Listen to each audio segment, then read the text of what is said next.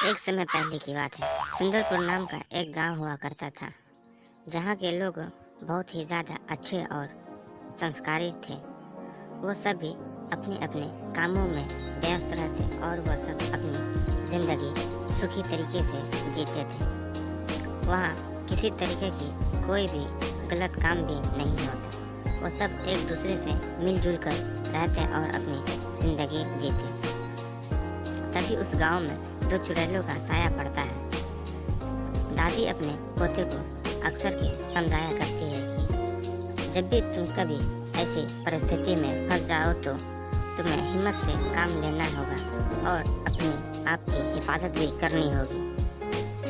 तो ये बात अक्सर के दादी अपने पोते को समझाती रहती और उसका पोता सुनता और समझता। दादी उसके सामने सभी कारनामों को पेश भी करती कि वो तुम्हारे साथ इस तरीके से हरकत भी कर सकती है, लेकिन तुम बिल्कुल भी नहीं घबराना और अपनी हिम्मत को बनाए रखना और वहाँ से बचकर निकलने की कोशिश करना। यह बातें उनका पोता अक्सर के सुनता और समझता भी।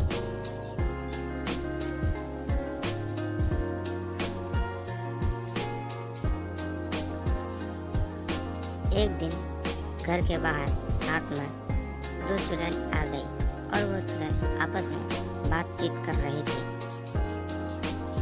दोनों चुड़ैल काफी ज्यादा गुस्सा थी और वो आपस में बात करते करते वो दोनों आपस में ही झगड़ने लगे।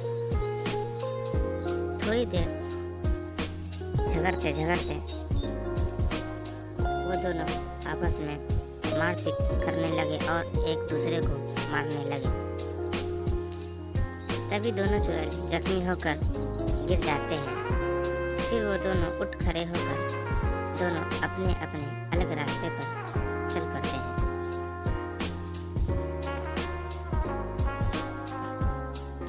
एक दिन रात का समय था और वो श्याम नाम का आदमी घर के बाहर अकेले ही काम से निकला।